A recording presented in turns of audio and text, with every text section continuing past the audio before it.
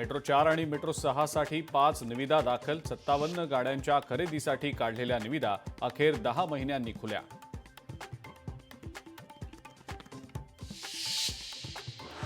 ST चालक आणि वाहकांना उत्पन्नावर आधारित प्रोत्साहन भत्ता मिळणार. उत्पन्नात भर टाकण्यासाठी महामंडळाकडून आता विविध उपक्रम.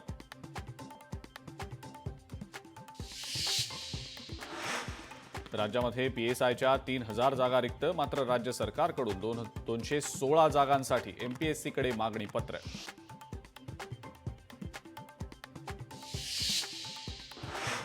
आयआयटी मुंबईला 21 कोटींची देणगी. संस्थेतल्या महत्त्वपूर्ण संशोधनासाठी माजी विद्यार्थ्याकडून देणगी.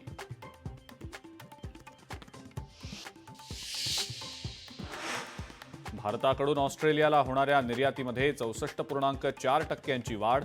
नोव्हेंबर महिन्यात वस्त्रोद्योग, रसायन आणि कृषी उत्पादन क्षेत्रात भारताकडून $643.7 दशलक्ष डॉलर्सची निर्यात.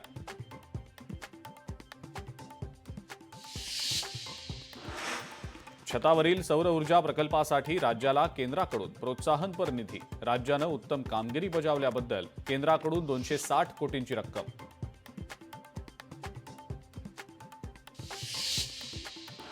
कोरेगाव भीमा विजयस्तंभ अभिवादन सोहळ्याच्या निमित्तानं पोलिसांचा कडेकोट बंदोबस्त. गर्दीचं नियोजन करण्यासाठी 4800 पोलीस बंदोबस्तासाठी तैनात.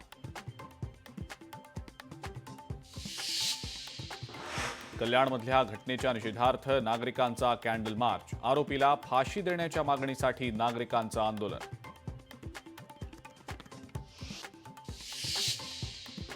हिंगोलीमध्ये नाफेड खरेदी केंद्रावर 4 दिवसांपासून सोयाबीन खरेदी ठप्प. बारदाना उपलब्ध नसल्याचं कारण देत खरेदी बंद.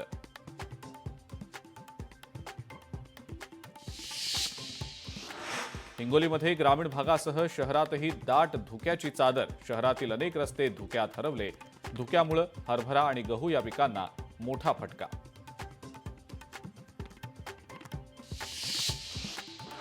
जेजुरी गडावर आज सोमवती अमावस्येची यात्रा. दुपारी 1 वाजता करहा स्नानासाठी पालखीचं प्रस्थान होणार.